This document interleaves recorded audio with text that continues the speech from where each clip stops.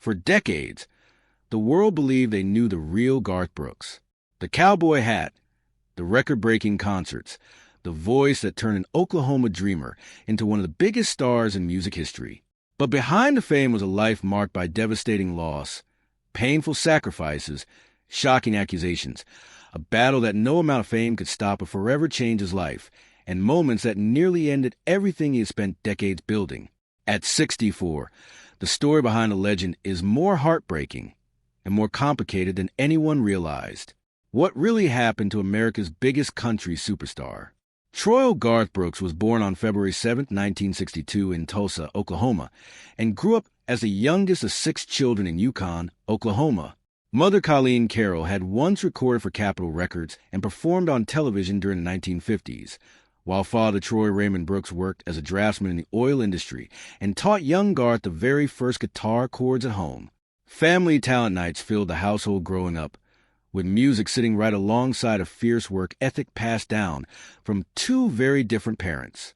One parent believed in dreaming big and encouraged every creative impulse without hesitation, while the other insisted that big dreams required serious, disciplined effort, a balance that shaped an entire future career in ways that became obvious only decades later.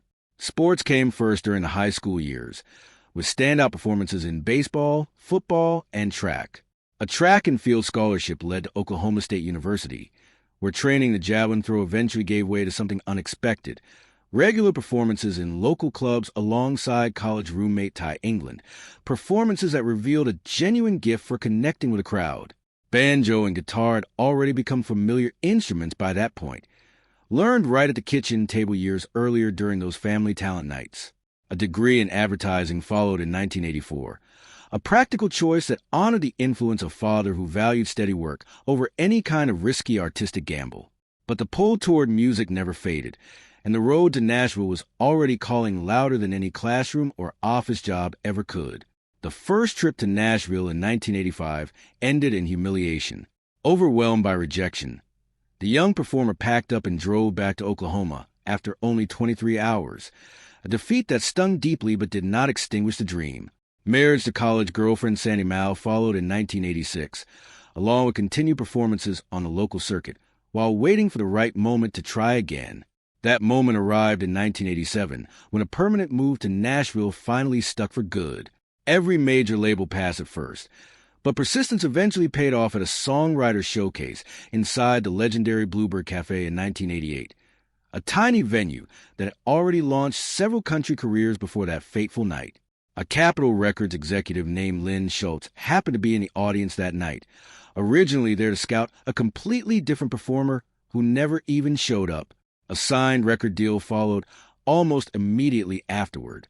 The self-titled debut album arrived in April of 1989, blending traditional country with arena rock energy nobody had heard before. That first record produced an early #1 hit called If Tomorrow Never Comes, and reached #2 on the Billboard Top Country Albums chart. The second album, No Fences, changed everything in 1990, spending 23 weeks at #1 and introducing the anthem Friends in low places to the entire world. Theatrical, high-energy stage shows followed soon after, complete with wireless headsets, dramatic entrances, and a level of showmanship that turned ordinary country concerts into full-blown rock spectacles. The music video for the Thunder Rolls was pulled from both major country music channels for graphic content depicting domestic violence, a band that only fueled public curiosity and pushed the song even higher up the charts. Album sales eventually climbed past 200 million units, making this the best-selling solo artist in the history of the United States. 2 Grammy Awards and 17 American Music Awards followed over the years, along with record 7 wins for Country Music Association Entertainer of the Year, a total no other performer has ever matched. The meeting between Brooks and Sandy Mao happened at the Tumbleweed Ballroom in Stillwater, Oklahoma, of all places, during a fight inside the restroom that left Mao with a fist stuck in a wood panel while working as a bouncer at the venue. It was a strange beginning, but it led to something real that neither person expected walking into that night. Mao was grounded, smart, and refreshingly unimpressed by big ambitions, seeing a real person rather than a future star. Mao even earned songwriting credits on 2 early tracks, including I Got a Good Thing Going and the later hit that summer, proving a genuine creative partnership existed long before any of the fame arrived. The wedding took place on May 24th, 1986, right before the permanent move to Nashville began in earnest. 3 daughters followed over the next decade: Taylor Maine Pearl in 1992, August Anna in 1994, and Allie Colleen in 1996. Fatherhood became a defining source of joy, even as touring schedules made ordinary family life almost impossible to maintain at the same time. Brooks has often described those 3 girls as the single greatest accomplishment of an entire lifetime, far outweighing any award or record certification. Between 1989 and 1993, up to 300 days a year were spent away from home on the road. Mal was left managing school drop-offs, doctor appointments, and sleepless nights almost entirely alone, while a husband performed in front of screaming crowds thousands of miles away. What looked like the happiest years of his career were quietly becoming the hardest years of his personal life. Sandy Mal later explained in a 2019 documentary that a husband who came home from tour felt like a complete stranger. The person who left for the road was simply not the same person who walked back to the front door, and the emotional distance between 2 people who once shared everything kept growing wider with every passing tour. Weeks away turned into months, and every homecoming seemed to bring another award show or industry event demanding attention instead of family time. The constant adoration of millions of fans, combined with nonstop attention pulling in every direction, created a deep emotional and physical wedge that grew wider with every single tour cycle. Years later, Brooks openly admitted to not realizing just how difficult that isolation had been for Mal, having been swept up completely in the momentum of fame. A formal divorce filing came in Tennessee in November of 2000, citing irreconcilable differences after a lengthy separation. Speaking with Billboard at the time, Brooks explained that both sides had mutually agreed on the split and were focused entirely on shielding the children from unnecessary pain during transition. The final settlement, made official on December 17, 2001, awarded Mal a reported $125 million, one of the most expensive celebrity divorces ever recorded at that point in history. Despite the painful ending, an unusually structured co-parenting arrangement kept both parents deeply involved, alternating custody every single day at 7 in the morning and 6 in the evening, without fail for over a decade. That consistency gave 3 daughters a stable childhood despite a very public and very expensive split between 2 parents who had once built an entire life together from nothing. Mother Colleen Carroll passed away from cancer on August 6, 1999, the same woman who had first inspired an entire music career from childhood onward by singing around the house and encouraging every ounce of natural talent. The loss was so devastating that it directly triggered a full retirement announcement from music, made official at a press conference inside a Nashville arena on October 26, 2000. In 2010, Father Troy Raymond Brooks Jr. passed away as well, a former oil field worker and United States Marine veteran who had taught strict discipline and a belief that nothing worth having ever came without real sacrifice. Losing both parents within a single decade stripped away 2 of the most important guiding voices in an entire lifetime. Honoring the memory of a mother turned into an unexpected legal fight of its own. A $500,000 donation had been made back in 2005 to a hospital near Yukon, Oklahoma, with the understanding that a women's health center would eventually carry the name of Colleen Brooks. When that promise never materialized, a breach of contract lawsuit followed in 2009. A Rogers County jury ultimately sided completely with Brooks in early 2012, ordering the hospital to return the original donation and pay an additional $500,000 in punitive damages, a small but deeply personal victory in the effort to keep a mother's memory alive. In April of 2025, longtime songwriting partner Larry Bastian passed away at age 90. Bastian had originally trained as a biologist before turning to music during the 1970s Bakersfield sound movement, eventually co-writing signature hits, including Unanswered Prayers and Rodeo. Brooks later described the collaborator as a true friend and mentor, first encountered as a young student brand new to Nashville. Grief was not limited to loss alone.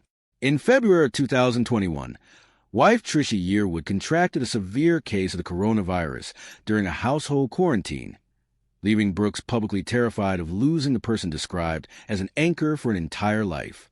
Speaking about those frightening days, Brooks admitted to leaning heavily on prayer rather than superstition, crediting an outpouring of support for helping pull Yearwood through the worst of the illness. Yearwood eventually recovered fully, and the couple later credited that frightening stretch of quarantine with actually strengthening an already strong marriage, using the forced closeness to work through years of unspoken tension. A wildfire threat in 2006 added even more anxiety, as flames tore across Oklahoma and came dangerously close to a family ranch holding decades of history and memory, forcing an emergency evacuation while firefighters battled to save the property from a distance. Just when it seemed the worst was behind him, a new storm arrived, one that placed his reputation under a microscope. In 1999, an entirely different persona, named Chris Gaines, confused longtime fans completely. A slimmed-down look, a soul patch, and a rock falsetto replaced a familiar cowboy hat for a bizarre concept album project meant to launch an accompanying film that never quite found an audience. The film itself never even got released, and the whole experiment sold a modest 2 million copies compared to previous albums that had each sold 10 times that amount. Today, the entire Chris Gaines chapter is left out of official anthologies and rarely discussed in interviews at all. A much bigger public relations disaster arrived in 2014. 5 sold-out concerts were scheduled at the legendary Croke Park Stadium in Dublin, Ireland, a venue steeped in national history and normally reserved for Irish sporting events, with all 400,000 tickets gone within a single day. When city officials only approved 3 of the 5 nights, an all-or-nothing ultimatum led to complete cancellation of every single show, leaving 400,000 disappointed fans and a furious local economy behind. 8 years later, in September 2022, an entirely different ending arrived. Dublin officials finally approved all 5 concerts, and every single ticket sold out within hours all over again. Brooks later admitted to taking 5 separate crying breaks during the very first show back, and local reviewers described a night filled with genuine emotion from a performer who had waited nearly a decade for a second chance. Fans who had held on to unused tickets from the canceled 2014 shows were given priority access, turning old heartbreak directly into new memories. What began as total heartbreak in 2014 eventually turned into one of the most celebrated comeback stories in modern touring history.